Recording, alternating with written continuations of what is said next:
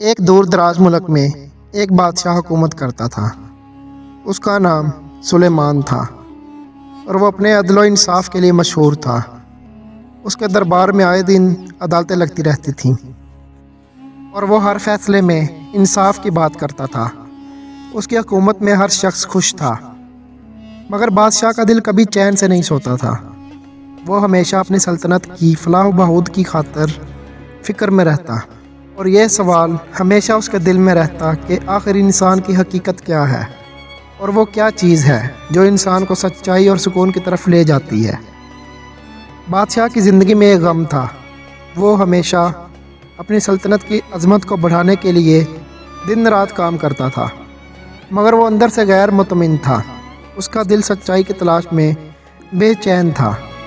وہ اس بات کو سمجھنا چاہتا تھا کہ حقیقی سکون کیا ہوتا ہے اور کیوں لوگ دنیا کی خواہشات کے پیچھے دوڑتے رہتے ہیں۔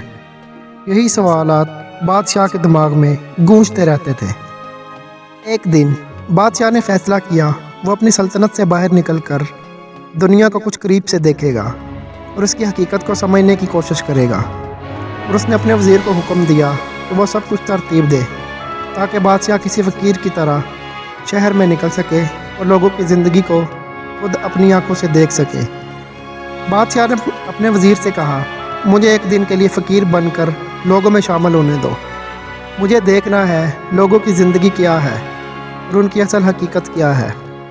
وزیر چونکہ بادشاہ کی عقل و دانش کو جانتا تھا، اس نے فوراً اس کے حکم کو تسلیم کیا اور بادشاہ کے لیے فقیر کا لباس تیار کیا۔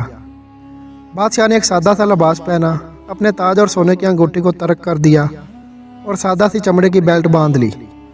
اس کے ساتھ کچھ کھانے پینے کا سامان اور تھوڑی سی رقم رکھی گئی تاکہ وہ لوگوں سے بات کرے اور ان کی زندگی کا احوال جان سکے۔ بادشاہ نے صبح سویرے محل چھوڑا اور شہر کی گلیوں میں جا نکلا۔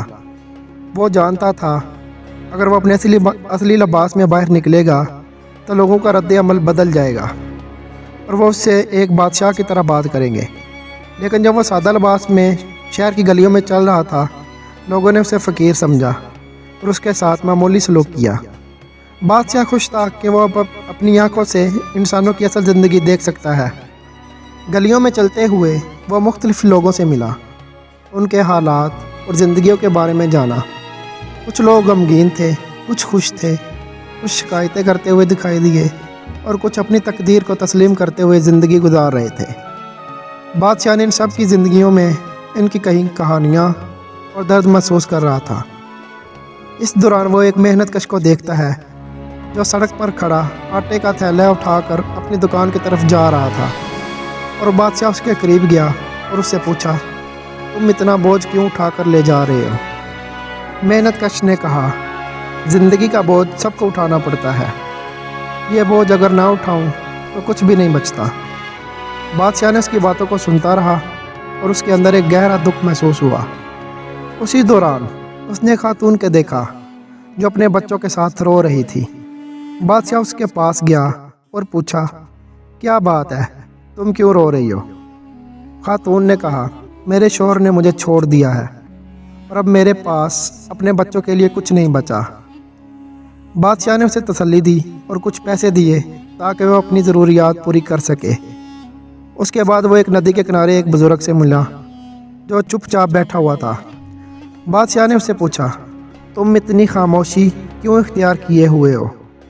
بزرگ نے کہا، میرے بیٹے نے مجھے یہاں چھوڑ دیا ہے اور اب میں اکیلا ہوں، لیکن میں نے سیکھا ہے کہ انسان کا سکون اس کی تقدیر میں ہے، اور جب تک انسان تقدیر کے ساتھ راضی رہتا ہے وہ سکون پاتا ہے۔ بادشاہ ان تمام لوگوں کی کہانیاں سن کر دل ہی دل میں بہت متاثر ہوا، مگر اس کے ذہن میں ایک سوال اب بھی موجود تھا، یہ سب لوگ اپنی تقدیر کو کیوں تسلیم کرتے ہیں، وہ کیوں نہیں لڑتے؟ اسی دوران بادشاہ ایک اور فقیر سے ملا جس کا نام یوسف تھا۔ یوسف ایک بہت ہی پرسکون اور خوش نظر آنے والا شخص تھا۔ اس کے چہرے پر کوئی غم یا پریشانی نہیں تھی۔ بادشاہ نے یوسف سے کہا، تم اتنے خوش کیسے ہو؟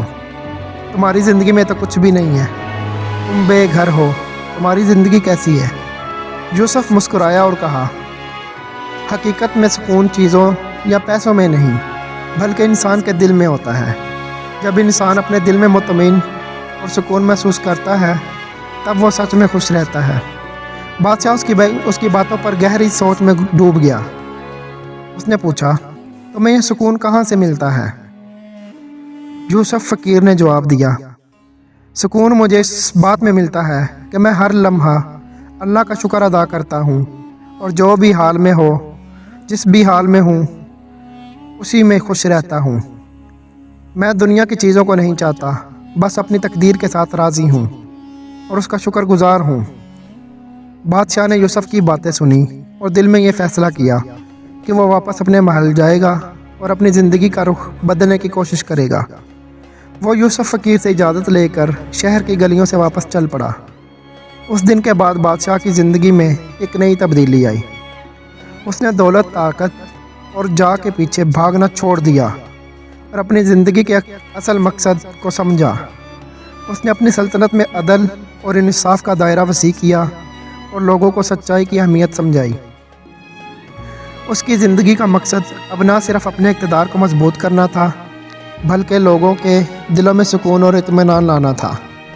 उसने अपनी सल्तनत में अदलिया के निज़ाम को मज़ीद बेहतर बनाया और आवाम को यह सिखाया कि सुकून और खुशी दौलत में नहीं बल्कि दिल की राहत में है। यूँ बादशाह और यूसुफ फ़कीर की मुलाकात ने बादशाह की ज़िंदगी का रुख बदल दिया।